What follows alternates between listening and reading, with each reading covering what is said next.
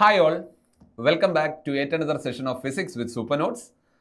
ഇപ്പോൾ ചോദ്യ അന്വേഷണത്തിലാണ്, അതായത് ചോദ്യത്തിന്റെ പുതിയ മാറിയ പരിഷ്കരിച്ച പാറ്റേൺ അന്വേഷിച്ച് ഇങ്ങനെ ഇറങ്ങിയപ്പോൾ അതിന്റെ റൂട്ട് തേടിയിട്ടാണ് നമ്മുടെ യാത്ര മുഴുവനും. ഓക്കെ അല്ലേ? എവിടുന്നാണ് സാധ്യതാ ചോദ്യങ്ങളെല്ലാം വരുന്നത്, അല്ലെങ്കിൽ ചോദ്യങ്ങളുടെ വേരുകൾ എവിടെയാണ് ഉറച്ചു നിൽക്കുന്നത്, എവിടുന്നാണ് ഈ പറഞ്ഞ ചോദ്യങ്ങളെല്ലാം വലിച്ചെടുക്കുന്നത് എന്നൊക്കെ ഉള്ളൊരു ചർച്ചയുടെ ഒടുവിൽ നമ്മൾ മനസ്സിലാക്കുന്നു ചോദ്യങ്ങൾ പരിചയപ്പെടാൻ വേണ്ടിയിട്ട്, അതായത് ഓരോ മേഖലകളായിട്ട് നിങ്ങളിങ്ങനെ അഡ്രസ്സ് ചെയ്ത് വരുന്ന സ്ഥിതിക്ക് ചോദ്യങ്ങൾ അല്ലെങ്കിൽ മനസ്സിലാക്കാൻ വേണ്ടിയിട്ട് ഓരോ മേഖലയ്ക്കകത്ത് നിന്ന് എങ്ങനെയാണ് ചോദ്യങ്ങൾ വരുന്നതെന്ന് മനസ്സിലാക്കാനുള്ള ഏറ്റവും നല്ല മാർഗ്ഗം എന്തായിരുന്നാ? പ്രീവിയസ് ഇയർ ക്വസ്റ്റ്യൻസ് പരിശീലിക്കുക എന്നുള്ളതാണ്. അപ്പോൾ സയൻസിലെ പർട്ടിക്കുലർലി ഫിസിക്സുമായിട്ട് ബന്ധപ്പെട്ട കുറച്ചധികം പ്രീവിയസ് ഇയർ ക്വസ്റ്റ്യൻസ് ആണ് ഈ സെഷന്റെ ഭാഗമായി നമ്മൾ ഡിസ്കസ് ചെയ്യാൻ വേണ്ടിയിട്ട് പോകുന്നത്. ഈ സെഷന്റെ ഫീഡ്ബാക്കിന്, അതായത് നിങ്ങളുടെ റെസ്പോൺസിനനുസരിച്ചിരിക്കും മുന്നോട്ട് നമുക്ക് ഈ പറഞ്ഞ സെഷൻ കൊണ്ടുപോകണോ തുടരണോ വേണ്ടയോ എന്നൊക്കെ ഉള്ള കാര്യം. അപ്പൊ അത് ആരംഭത്തിലെ ഞാൻ പറയുന്നു, നിങ്ങളുടെ ഫീഡ്ബാക്കിനും റെസ്പോൺസിനും ഒക്കെ അനുസരിച്ചായിരിക്കും നമ്മൾ എന്ത് ചെയ്യുക, ബാക്കി ഉള്ള കാര്യങ്ങളിൽ അല്ലെങ്കിൽ മുന്നോട്ടുള്ള യാത്രയെ കുറിച്ചിട്ട് നമ്മൾ തീരുമാനം ഉണ്ടാക്കുക. എനിവേ, സൂപ്പർ 25 എന്ന് ഞാൻ വിശേഷിപ്പിക്കുന്ന ഈ സെഷനുള്ളിൽ 25 ചോദ്യങ്ങൾ, വെറും 25 ചോദ്യങ്ങൾ, ഒരുപാടൊന്നുമില്ല, 25 ചോദ്യങ്ങൾ അനുബന്ധമായിട്ട് റിലേറ്റഡ് ഫാക്ട്സ് പറയണമെന്ന് ആഗ്രഹമുണ്ട്. പക്ഷെ പറഞ്ഞുകൊണ്ട് നിന്ന് കഴിഞ്ഞാൽ പിന്നെ അതിനെ നേരം വരുള്ളൂ എന്നുള്ളതാണ്.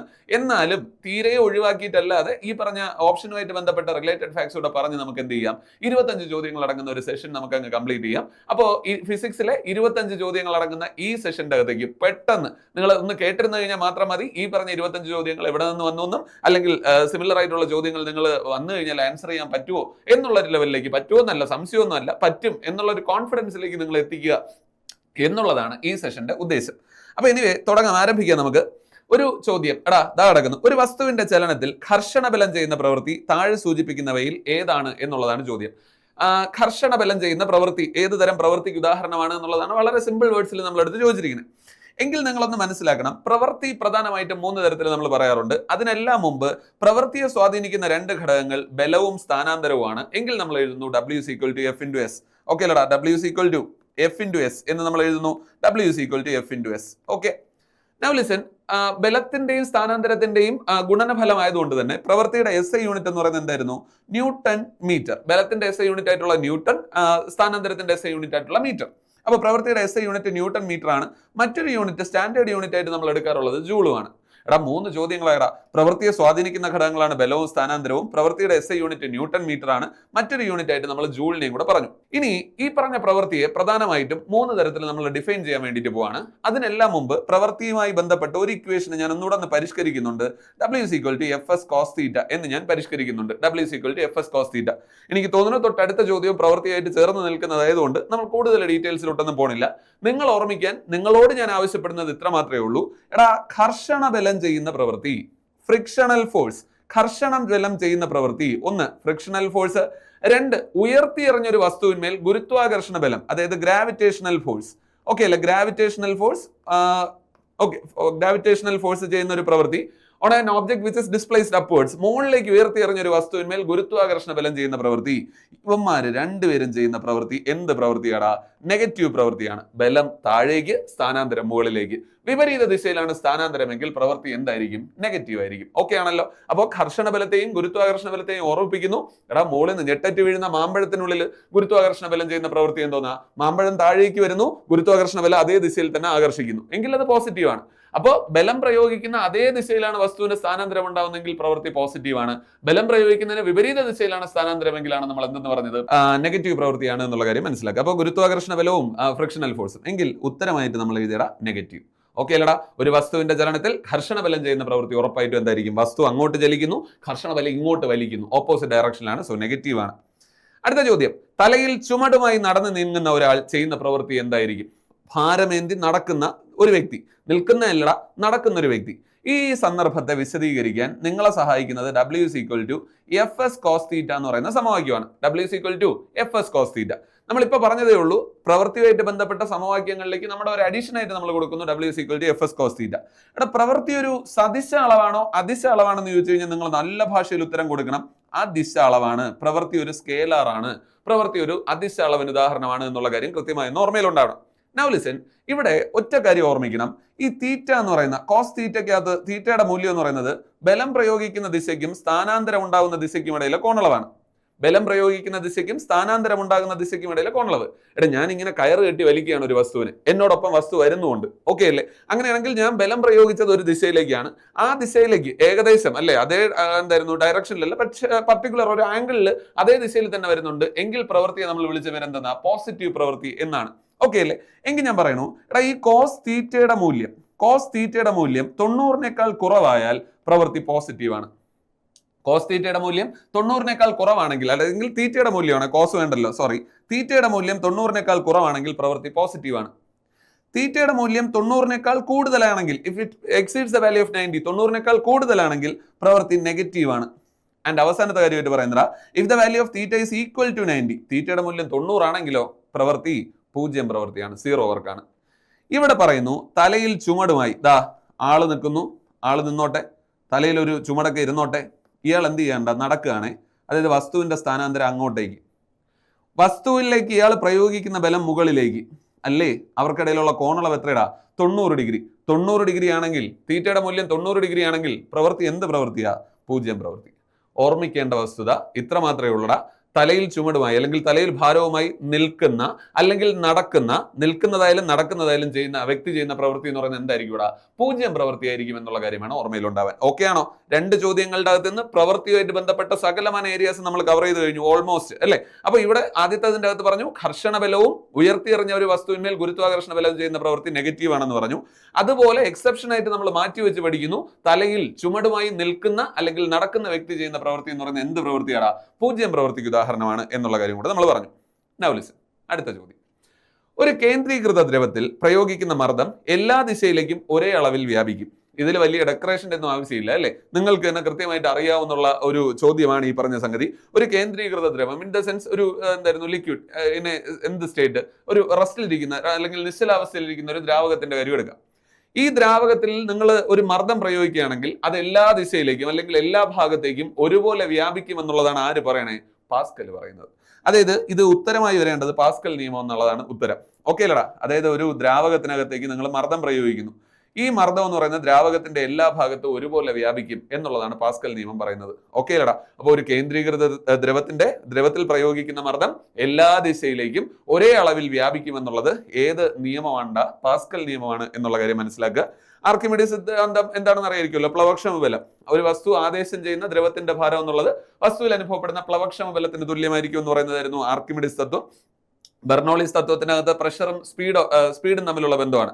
അതായത് മർദ്ദവും സ്പീഡ്, വാതകം അല്ലെങ്കിൽ ജലമോ അല്ലെങ്കിൽ വായുവോ ഒക്കെ ആയാലും പുറത്തേക്ക് വരുന്ന വേഗത, പ്രഷർ, മർദ്ദവും വേഗതയും തമ്മിലുള്ള ബന്ധമാണ് ഇൻവേഴ്സ്ലി പ്രൊപ്പോർഷണൽ എന്നുള്ളതാണ് അവിടെ നിന്ന് ഓർമ്മിക്കേണ്ടത്.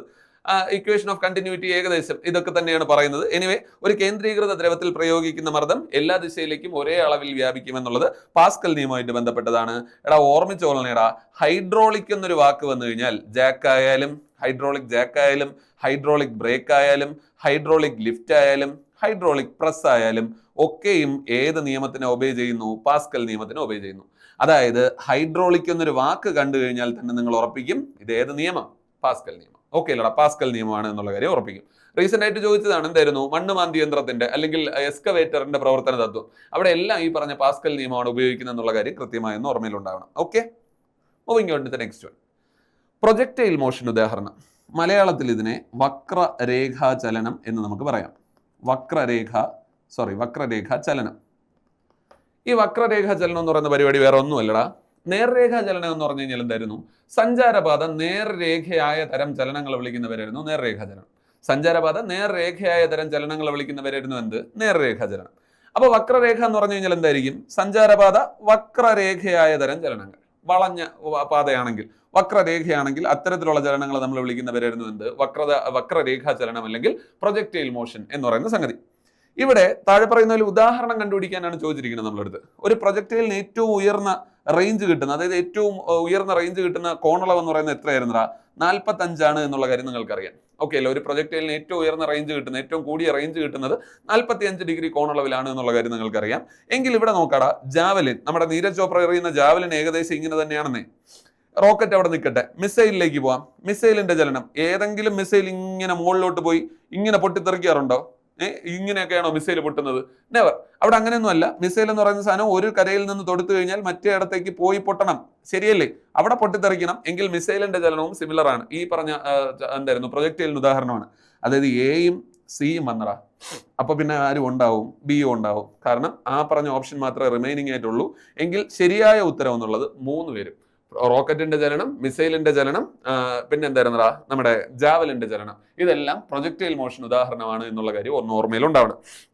ഇതിൽ വേണമെങ്കിൽ റോക്കറ്റിനെ നമുക്കൊന്ന് സംശയിക്കാം, റോക്കറ്റിന്റെ ചലനം പ്രൊജക്ടൈൽ ആണോ എന്നുള്ള കാര്യത്തെക്കുറിച്ച് ഒന്ന് സംശയിക്കാം. പക്ഷേ ഈ ചോദ്യത്തിന്റെ ഓപ്ഷൻ പ്രകാരം നമുക്ക് എന്ത് ചെയ്യടാ, ഇതിനെ ഉത്തരമായിട്ട് എഴുതാൻ വേണ്ടിയിട്ട് കഴിയും. ഇനി ഒരു പ്രൊജക്ടൈലിനെ സംബന്ധിച്ചിടത്തോളം അതിന് ഏറ്റവും കൂടുതൽ ഹൊറിസോണ്ടൽ റേഞ്ച്, ഏറ്റവും കൂടുതൽ ദൂരം, അവൻ സഞ്ചരിക്കുന്ന ദൂരം കണ്ടെത്താൻ വേണ്ടിയിട്ട് ഒരു സമവാക്യം ഉള്ളത് h=u²sin²θ ഡിവൈഡഡ് ബൈ 2g എന്നുള്ളതാണ്. എടാ, ഹൊറിസോണ്ടൽ റേഞ്ച് കണ്ടുപിടിക്കാനുള്ള ഇക്വേഷൻ ആണ്. ഒന്ന് ഓർമ്മയിൽ ഉണ്ടായിരുന്നാൽ മതി, 1-2 തവണ ഒന്ന് എഴുതി മാറ്റി വെച്ചിരുന്നാൽ മാത്രം മതി. ദെൻ ഹൊറിസോണ്ടൽ റേഞ്ച് കണ്ടുപിടിക്കാനാണെങ്കിൽ അതിനുള്ള ഇക്വേഷൻ എന്ന് പറയുന്നത് u²sin2θ divided by g. u²sin2θ divided by g എന്നുള്ളതായിരുന്നു എന്താ ഹൊറിസോണ്ടൽ റേഞ്ച് കണ്ടുപിടിക്കാനുള്ള ഇക്വേഷൻ. വെർട്ടിക്കൽ ഡിസ്പ്ലേസ്മെന്റ് കണ്ടുപിടിക്കാനുള്ള ഇക്വേഷൻ. ഹൊറിസോണ്ടൽ റേഞ്ച് ഇത്, മറ്റേത് മാക്സിമം ഹൈറ്റിന്റെ ഇക്വേഷൻ ആണ്. മാക്സിമം ഹൈറ്റ് ആണ് ഇതാ ഈ സാധനം, മാക്സിമം ഹൈറ്റ്, പരമാവധി ഉയരമാണ് ഇതാ ഈ ഇക്വേഷൻ. എന്നാൽ ഹൊറിസോണ്ടൽ റേഞ്ച് ആണ് രണ്ടാമത്തെ ഇക്വേഷൻ. ഓക്കെ, എത്രമാത്രം ദൂരം ഹൊറിസോണ്ടലി എത്രമാത്രം ദൂരം ഉണ്ടെന്ന് കണ്ടുപിടിക്കാനുള്ളതായിരുന്നു രണ്ടാമത്തെ equation. And off to the third one, time of flight കണ്ടുപിടിക്കാൻ മൂന്നാമതൊരു ഇക്വേഷനോട് നിങ്ങളൊന്ന് പരിചയപ്പെട്ടേക്കണം. Time of flight t = 2u sin θ divided by g.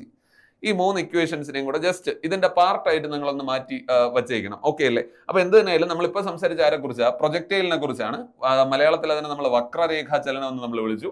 വേറെ ഒരു പരിപാടിയില്ലടാ. സഞ്ചാരപാത വക്രരേഖയായ തരം ചലനങ്ങളെ വിളിക്കുന്നവരായിരുന്നു വക്രരേഖാ ചലനം. ഒരു പ്രൊജക്ടൈൽ സഞ്ചരിക്കുന്ന പാതയെ നമ്മൾ വിളിക്കുന്ന പേര് പരാബോള എന്നാണ്. ഓക്കെ അല്ലടാ, പരാബോള. ആ പറഞ്ഞ പാതയെ നമ്മൾ വിളിക്കുന്ന പേര് പരാബോള എന്നാണ്. ഇനി പറഞ്ഞു, വക്രരേഖാ ചലനത്തിനകത്ത് 3 സമവാക്യങ്ങളോട് നമ്മൾ ഓർമ്മിക്കണം. ഒന്ന് maximum height.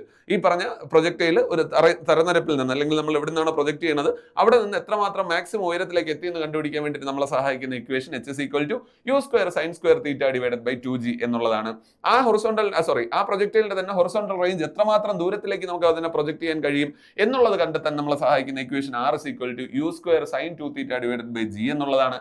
And finally time of flight, t എന്നുള്ളതിന്റെ ഇക്വേഷൻ എന്തായിരുന്നു? 2u sin θ divided by g എന്നുള്ളതാണ് ടൈം ഓഫ് ഫ്ലൈറ്റ് കണ്ടുപിടിക്കാനുള്ള ഇക്വേഷൻ. ഓക്കെ ആണല്ലോ? അപ്പൊ പ്രൊജക്ടൈൽ മോഷൻ ഉദാഹരണം താഴെ പറയുന്നവയിൽ ഏതാണെന്ന് ചോദിച്ചു കഴിഞ്ഞാൽ നിങ്ങൾ ഈസി ആയിട്ട് പിക്ക് ചെയ്ത് കൊടുക്കും. ഓക്കെ അല്ലടാ? അപ്പൊ ഇവിടുത്തെ ഉത്തരം വളരെ സിമ്പിൾ ആണ്. ഞാൻ അതിനെ ഒന്നുകൂടെ ഡീപ്പായിട്ട് പറഞ്ഞു എന്നുള്ളത് മാത്രമേ ഉള്ളൂ. Okay, moving on. 37 ഡിഗ്രി സെൽഷ്യസിന് സമാനമായിട്ടുള്ള ഫാരൻഹീറ്റ് സ്കെയിലുള്ള താപനില എത്രയാണ്? ഇതൊരു എന്തായിരുന്നടാ, ഒരു ക്ലീഷേ ചോദ്യം എന്ന് നമുക്ക് പറയേണ്ടി വരും. ഏതാ? പതിവായി അങ്ങോട്ടും ഇങ്ങോട്ടും മാറിയും മറിഞ്ഞും ഒക്കെ ചോദിക്കുന്ന കുറച്ച് വാല്യൂസിനകത്ത് ഉൾപ്പെടുന്ന ഒരു വാല്യൂ ആണ് ഈ പറഞ്ഞ 37. അപ്പൊ ഞാൻ ആ പറഞ്ഞ 3 ടേംസിനെ ഞാനൊന്ന് എഴുതാം. അതായത് ഐസിന്റെ ദ്രവണാങ്കം നിങ്ങൾക്കറിയാം എത്ര ഡിഗ്രിയാടാ? ഐസിന്റെ ദ്രവണാങ്കം എന്നുള്ളത് ഇവിടെ എഴുതാം, 0 ഡിഗ്രി സെൽഷ്യസ് ആണ്.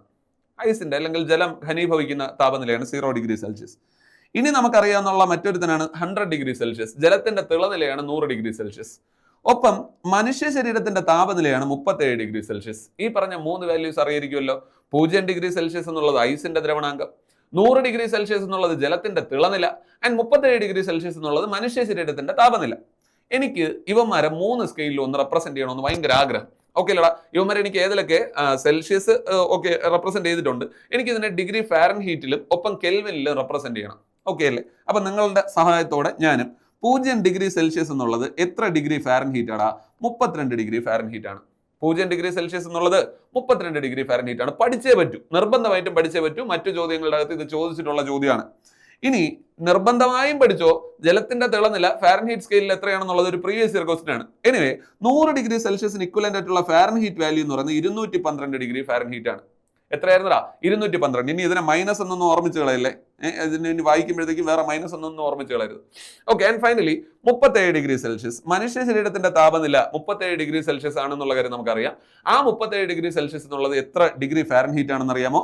98.6 ഡിഗ്രി ഫാരൻഹീറ്റ് ആണ്. രണ്ടാമത്തെ കൺവെർഷൻ. ഓക്കെ ആണോ? രണ്ടാമത്തെ കൺവെർഷൻ നമ്മൾ ഇവിടെ ഉറപ്പിക്കുന്നു. ഓക്കെ ആണല്ലോ? അപ്പൊ 0 ഡിഗ്രി സെൽഷ്യസ് എന്നുള്ളത് 32 ഡിഗ്രി ഫാരൻഹീറ്റ്, 100 ഡിഗ്രി സെൽഷ്യസ് എന്നുള്ളത് 212 degree Fahrenheit, and 37 degree Celsius എന്നുള്ളത് 98.6 ഡിഗ്രി ഫാരൻഹീറ്റ്. നൗ എനിക്ക് അവനെ കെൽവിനിലും കൂടെ വേണോടാ, കെൽവിനിലും കൂടെ വേണം. 0°C എന്നുള്ളത് എത്ര കെൽവിൻ ആണെന്ന് ചോദിച്ചു കഴിഞ്ഞാൽ 273.15 കെൽവിനാണ്. 273.15 കെൽവിനാണ്. അപ്പൊ പിന്നെ 100°C എന്നുള്ളത് എത്രയായിരിക്കും? 373. ഒരു 100 കൂടെ അങ്ങ് കൂട്ടിയാൽ മതി. 0 എന്ന് പറഞ്ഞാൽ 273. അപ്പൊ 100 കണ്ടുപിടിക്കാൻ എന്ത് ചെയ്ത് കൊടുത്താൽ മതി? ഒരു 100 കൂടെ കൂട്ടിയാൽ മതി. ഈവൻ 200°C എന്ന് പറഞ്ഞാൽ എത്ര കെൽവിൻ ആയിരിക്കും? ഇതിനോടൊപ്പം 200 കൂട്ട് 473.15. ഓക്കെ അല്ലേ? എങ്കിൽ ഞാൻ എഴുതി 373.15 കെൽവിൻ ആണ് എന്ത്? 100°C. ആൻഡ് ഫൈനലി ഇനി ഒരു തങ്കടക്കയില്ല 37 ശരീര താപനില. അതിന്റെ വാല്യൂ 310.15 കെൽവിൻ. 310.15 കെൽവിൻ എന്നുള്ളതാണ് എന്ത്? 98.6°F എന്ന് പറയുന്ന മനുഷ്യന്റെ എന്ത്?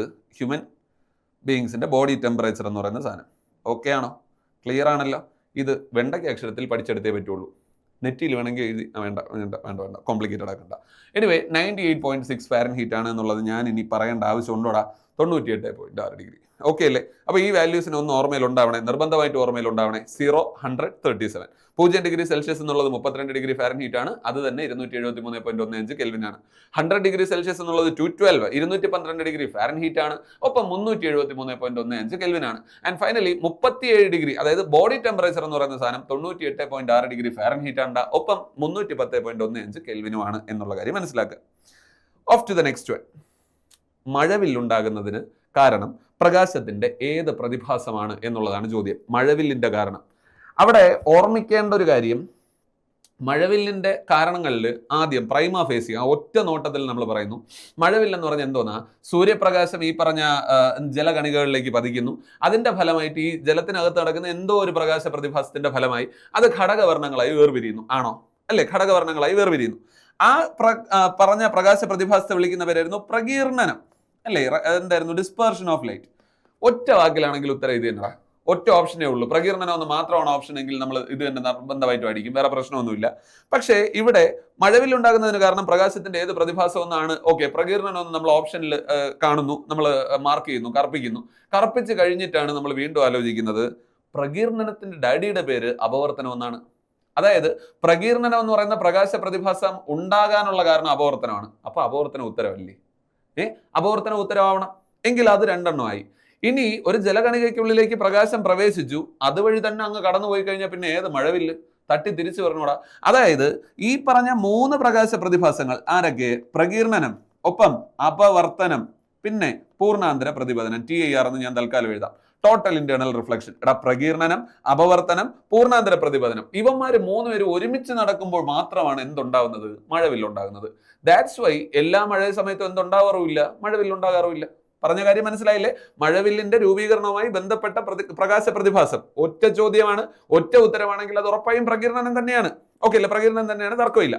പക്ഷേ ഇവിടെ ചുവടെ നൽകിയിരിക്കുന്നവയിൽ ഏതൊക്കെ പ്രകാശ പ്രതിഭാസങ്ങൾ മഴവില്ലിന്റെ രൂപീകരണവുമായി ബന്ധപ്പെട്ടിരിക്കുന്നു? പ്രകീർണനം നടക്കണം, ഒപ്പം തന്നെ എന്തും നടക്കണം? അപവർത്തനവും നടക്കണം. ഇത് രണ്ടിനും പുറമെ എന്തും കൂടെ നടന്നേക്കണം? പൂർണ്ണാന്തര പ്രതിപതനം അല്ലെങ്കിൽ ടോട്ടൽ ഇന്റേണൽ റിഫ്ലക്ഷനും കൂടെ നടന്നു കഴിഞ്ഞാൽ മാത്രമാണ് എന്ത് സംഭവിക്കുന്നത്? മഴവില്ലുണ്ടാകുന്നത് എന്നുള്ളതാണ്. എങ്കിൽ എയും ബിയും സിയും കാരണമാകുന്നു എന്ന് ഓപ്ഷൻ ഡി ആണ് ഇവിടുത്തെ ശരിയായ ഉത്തരം. ഓക്കെ അല്ലേ? മഴവില്ലിന്റെ രൂപീകരണവുമായി ബന്ധപ്പെട്ട പ്രകാശ പ്രതിഭാസങ്ങൾ ഇവന്മാർ 3 പേരുമാണ് എന്നുള്ള കാര്യം ഓർമ്മിക്കുക. ഈ പറഞ്ഞ പ്രകീർണനത്തിന് തന്നെ ധവളപ്രകാശമാണ് പ്രകീർണനത്തിന് വിധേയമാവുന്നതെങ്കിലേ ധവളപ്രകാശം, വൈറ്റ് ലൈറ്റ്, ഏറ്റവും മുകളിൽ നിന്ന് വരുന്ന ലൈറ്റ് ഏതായിരിക്കും? അല്ലെങ്കിൽ ഏറ്റവും മുകളിൽ കാണപ്പെടുന്ന ലൈറ്റ് ഏതായിരിക്കും?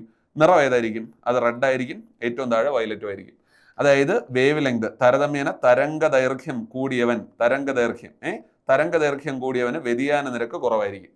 അതുകൊണ്ട് അവൻ പറയും എനിക്ക് കുമ്പിടാനൊന്നും പറ്റില്ല, ഞാൻ ഏറ്റവും മുകളിൽ കൂടെ തന്നെ വരും. ഓക്കെ, സോ അപ്പൊ തരംഗ ദൈർഘ്യമാണ് ഇവിടുത്തെ factor. So red appears in the outer edge, അല്ലെങ്കിൽ പുറമേ ആയിട്ട് റെഡ് കാണപ്പെടുന്നതിനും ഇന്നർ എഡ്ജിൽ എന്തായിരുന്നു? എഡ്ജിൽ ഇന്നർ എഡ്ജിനകത്ത് വയലറ്റ് കാണപ്പെടുന്നതിന്റെയും കാരണം ഏതായിരുന്നു? ഘടകവർണ്ണങ്ങളുടെ തരംഗ ദൈർഘ്യത്തിലെ വ്യത്യാസമാണ്.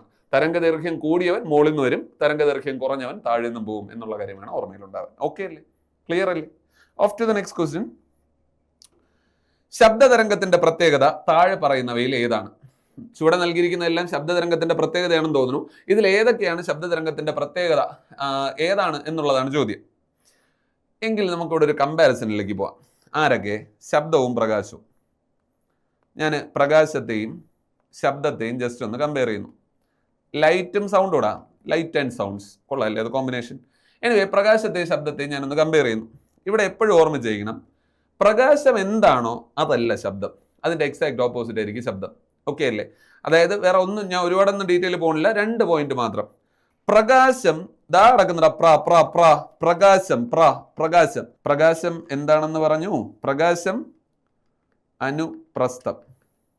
അനുപ്രസ്ഥമാണെങ്കിൽ ശബ്ദം അനുദൈർഘ്യം. ഓക്കെ അല്ലടാ? അനുദൈർഘ്യം. ഇനി പറഞ്ഞു പ്രകാശത്തിന് സഞ്ചരിക്കാൻ മാധ്യമം ആവശ്യമാണോ എന്നൊക്കെ ചോദിച്ചു കഴിഞ്ഞാൽ നമ്മൾ പ്രകാശത്തിന് സഞ്ചരിക്കാൻ മാധ്യമം ആവശ്യമാണോ? സൂര്യപ്രകാശം ഭൂമിയിലേക്ക് എത്തുന്നില്ലേ? അവിടെ ഏത് മാധ്യമം ഇരിക്കുന്നത്? അല്ലേ? മാധ്യമം ഇല്ല. എങ്കിൽ പ്രകാശത്തിന് സഞ്ചരിക്കാൻ മാധ്യമം ആവശ്യമില്ല. പക്ഷേ ശബ്ദത്തിന് സഞ്ചരിക്കാൻ മാധ്യമം ആവശ്യമാണ്.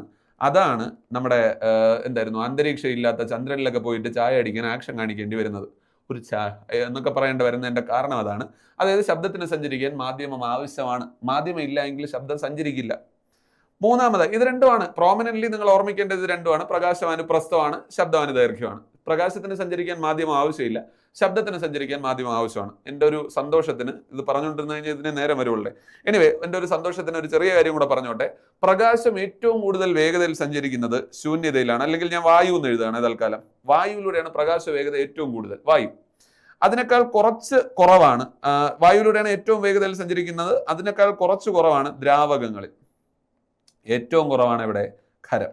ഏറ്റവും കുറവ് ഖരമാധ്യമങ്ങളിലൂടെയാണ്. പ്രകാശ വേഗത ഏറ്റവും കൂടിയ മാധ്യമം വായു അല്ലെങ്കിൽ വാതകങ്ങളിലാണ് പ്രകാശ വേഗത ഏറ്റവും കുറവ്. ദ്രാവകങ്ങളിൽ കമ്പാരിറ്റീവ്ലി വാതകങ്ങളെ വെച്ച് നോക്കുമ്പോൾ ദ്രാവകങ്ങളുടെ അകത്ത് കുറച്ചുകൂടെ കുറവാണ്. കുറച്ചുകൂടെ കുറവാണ്. ആൻഡ് ഫൈനലി ഖരമാധ്യമങ്ങളിൽ സോളിഡ് മീഡിയത്തിലേക്ക് എത്തുമ്പോൾ പ്രകാശം വളരെ പതിയെ മാത്രമേ സഞ്ചരിക്കുകയുള്ളൂ. നിങ്ങൾക്ക് അറിയാമെന്നുള്ളതുപോലെ പ്രകാശിക സാന്ദ്രത ഏറ്റവും കൂടിയതും പ്രകാശ വേഗത ഏറ്റവും കുറഞ്ഞതുമായിട്ടുള്ള ഒരു മാധ്യമമാണ് വജ്രം. സോളിഡ് അല്ലേ? അപ്പൊ ഖരമാധ്യമങ്ങളിലാണെങ്കിൽ ഉറപ്പായിട്ടും പ്രകാശത്തിന്റെ വേഗത വളരെ കുറവായിരിക്കും എന്നുള്ള കാര്യം മനസ്സിലാക്കുക. ശബ്ദം നേരെ തിരിച്ചാണ്. പ്രകാശം ഇങ്ങനെയൊക്കെ ചെയ്ത സ്ഥിതിക്ക് ഞാനും അത് ചെയ്യുന്നത് ശരിയല്ലല്ലോ. ശബ്ദവേഗത ഏറ്റവും കൂടിയ മാധ്യമം ഖരം. ശബ്ദം ഏറ്റവും വേഗതയിൽ സഞ്ചരിക്കുന്നത് ഖരത്തിലൂടെയാണ്. അതിനേക്കാൾ കുറവാണ് എവിടെ? ദ്രാവകങ്ങൾ. ഓക്കെ അല്ല? ദ്രാവകം ഏറ്റവും കുറവായിരിക്കും. അപ്പൊ എവിടെ? വാതകം. ശബ്ദവേഗത ഏറ്റവും കുറഞ്ഞ മാധ്യമമാണ് വാതകം. ഓക്കെ അല്ലേ? അപ്പൊ ഒന്നുകൂടെ, പ്രകാശം അനുപ്രസ്ഥമാണെങ്കിൽ ശബ്ദം അനുദൈർഘ്യം. പ്രകാശം അനുപ്രസ്ഥമാണെങ്കിൽ ശബ്ദം അനുദൈർഘ്യം. പിന്നെ പറഞ്ഞു പ്രകാശത്തിന് സഞ്ചരിക്കാൻ മാധ്യമം വേണ്ട, പക്ഷെ ശബ്ദത്തിന് സഞ്ചരിക്കാൻ നിർബന്ധമായും മാധ്യമം വേണം. പ്രകാശ വേഗത ഏറ്റവും കൂടിയ മാധ്യമം ശൂന്യതയാണ് അല്ലെങ്കിൽ വായുവാണ്. പക്ഷെ ശബ്ദവേഗത ഏറ്റവും കൂടിയത് ഇവിടെ ഒരിടമല്ല, ഖരത്തിലാണ്, ഖരമാധ്യമങ്ങളിലാണ്. ഓക്കെ അല്ലേ? ക്ലിയർ ആണ്. എങ്കിൽ നമുക്ക് ഒന്ന് ടിക്ക് ചെയ്യാം. ശബ്ദതരംഗത്തിന്റെ പ്രത്യേകത താഴെ പറയുന്നതിൽ ഏതാണ് എന്നുള്ളതാണ്. ശബ്ദതരംഗത്തിന്റെ പ്രത്യേകതയാണ് നമ്മൾ എടുത്ത് പിക്ക് ചെയ്യാൻ പറയുന്നത്. ഓക്കെ, നോക്കാം. ശബ്ദതരംഗം അനുദൈർഘ്യ തരംഗമാണ്. ശരി അല്ലേ? നിങ്ങൾ എന്നോടൊപ്പം പറഞ്ഞു കാണുമല്ലോ, അനുദൈർഘ്യ തരംഗമാണ്. ശരി. അനുപ്രസ്ഥ തരംഗമാണ്. തെറ്റ്. അനുപ്രസ്ഥം ആരായിരുന്നു? പ്രകാശമാണ്. സഞ്ചരിക്കാൻ മാധ്യമം ആവശ്യമാണ്. പിന്നല്ലേ? അല്ലേ? സഞ്ചരിക്കാൻ മാധ്യമം ആവശ്യമാണ്. ഇപ്പൊ തന്നെ നിങ്ങൾ ഉത്തരത്തിലേക്ക് എത്തിയടോ. സത്യം പറഞ്ഞാൽ അവസാനത്തെ ഓപ്ഷൻ, എക്സ്ക്യൂസ് മീ, ഓക്കെ, അവസാനത്തെ ഓപ്ഷനിലേക്ക് പോകുന്നതിന് മുമ്പ് തന്നെ നിങ്ങൾക്ക് ഇപ്പോൾ ഉത്തരത്തിലേക്ക് എത്താൻ കഴിയും. കാരണം 1, 3 എന്നിവ ഉത്തരമായി വരുന്ന വേറെ ഓപ്ഷൻ ഇല്ല. അല്ലെ? 1, 3 എന്നിവ ഉത്തരമായി വരുന്ന വേറെ ഓപ്ഷൻ ഇല്ല. ഇതിന് നമ്മൾ എലിമിനേഷൻ മെത്തേഡ് എന്നൊക്കെ നമ്മൾ വിളിക്കാറുണ്ട്. എന്ത് തന്നെയായാലും അവസാനത്തെ പോയിന്റിൽ നിന്നും കൂടെ ഒരു ചെറിയ വിശദീകരണം ആവശ്യമാണ്. പ്രകാശത്തെക്കാൾ ഡിഫ്രാക്ഷൻ കൂടുതലാണ്. Diffraction in the sense, diffraction എന്ന് പറഞ്ഞു കഴിഞ്ഞാൽ ഈ പറഞ്ഞ ആധാര്യ മാധ്യമങ്ങളുടെ അരികുകളിൽ തട്ടി പ്രകാശം വളയുകയോ വ്യാപിക്കുകയോ ചെയ്യുന്ന പ്രതിഭാസം. ഇത് ഡെഫിനിഷൻ ഏതാ? നമുക്ക് മറ്റേ ടെംപ്ലേറ്റുകളുടെ അകത്ത് പറയാൻ പറ്റുന്ന സാധനം ഒന്നുമല്ല. ഇപ്പൊ ഇവിടെ പറഞ്ഞിരിക്കുന്നതായിരുന്നു പ്രകാശത്തെക്കാൾ ഡിഫ്രാക്ഷൻ കൂടുതലാണെന്ന്. തൊട്ടപ്പുറത്തെ മുറിയിൽ പ്രകാശം ഉണ്ടെന്ന് കരുതുക, ലൈറ്റ് സോഴ്സ് ഉണ്ടെന്ന് കരുതുക, ബൾബ് ഇട്ടിട്ടുണ്ടെന്ന് കരുതുക. നല്ല സീൽഡ് ആയിട്ടുള്ള റൂം ആണെങ്കിൽ, അല്ലെങ്കിൽ എയർ ടൈറ്റ് ഒന്നും പോണ്ട, അത്യാവശ്യം അടച്ച ഒരു മുറിയാണെങ്കിൽ ഈ പ്രകാശം ഏതെങ്കിലും ഗ്യാപ്പിലൂടെ അകത്തേക്ക് കയറി വരാറുണ്ടോ? അതായത് നിങ്ങളുടെ വീട്ടിൽ ഏതെങ്കിലും ഒരു പോർഷന്റെ അകത്ത് ലൈറ്റ് ഇട്ട് കഴിഞ്ഞാൽ വീട് മുഴുവൻ ഇലുമിനേറ്റഡ് ആവുമോ? ഇല്ല, no way.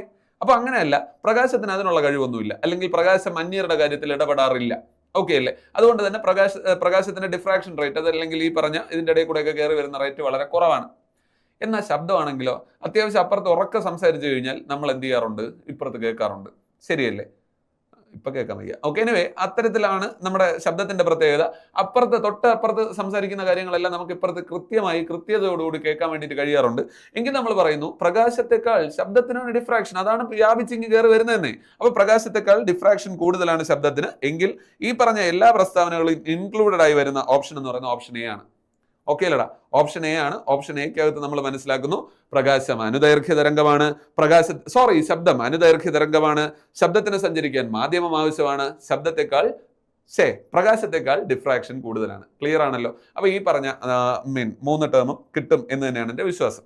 Now listen. Indian ബഹിരാകാശ ഗവേഷണ സംഘടന രൂപീകരിച്ച വർഷം.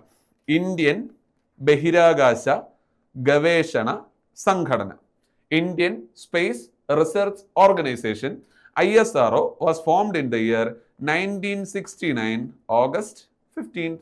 ഓക്കെ അല്ലടാ? 1969 ഓഗസ്റ്റ് 15-നാണ് എന്ത് ചെയ്യുന്നത്? ISRO എന്ന് പറയുന്ന ഇന്ത്യയുടെ പ്രസ്റ്റീജിയസ് ആയിട്ടുള്ള ഇൻസ്റ്റിറ്റ്യൂഷൻ എന്ത് ചെയ്യുന്നത്? ഫോം ചെയ്യുന്നത്. ഓക്കെ അല്ലടാ? അപ്പൊ ഇന്ത്യയിൽ സ്പേസ് ഗവേഷണത്തിന് അല്ലെങ്കിൽ എന്തായിരുന്നടാ ബഹിരാകാശ ഗവേഷണ പദ്ധതിയുടെ ആരംഭം കുറിച്ചുകൊണ്ട് ആ പറഞ്ഞ സംഘടനയ്ക്ക് രൂപം കൊടുക്കുന്ന വർഷം 1969 ഓഗസ്റ്റ് 15 ആണ് എന്നുള്ള കാര്യം മനസ്സിലാക്കുക. Off to the next one. Concave ദർപ്പണത്തിൽ പ്രകാശ രശ്മി പതിക്കുമ്പോൾ 30 ഡിഗ്രി പതന കോൺ ഉണ്ടാക്കുന്നുവെങ്കിൽ പ്രതിപതന കോണിന്റെ അളവ് എത്ര എന്നുള്ളതാണ് ചോദ്യം. ഇതൊരു കോൺകേവ് ദർപ്പണം. ആ കോൺകേവ് ദർപ്പണത്തിലേക്ക് പ്രകാശരശ്മി എത്ര? 30 ഡിഗ്രി കോണളവ്. ഇതാണ്ടാ 30 ഡിഗ്രി കോണളവിൽ പതിക്കുന്നു. അങ്ങനെയാണെങ്കിൽ അതിന്റെ പ്രതിപതന കോണ് എത്രയായിരിക്കും എന്നുള്ളതാണ് സംഭവം. ചോദ്യം എപ്പോഴും ഓർമ്മിച്ചോ, അവിടെ ഒരു പ്രതിപതന നിയമം തന്നെ പറയുന്നുണ്ട്. പതന കോൺ തന്നെയായിരിക്കും പ്രതിപതന കോൺ. എന്തായിരുന്നു?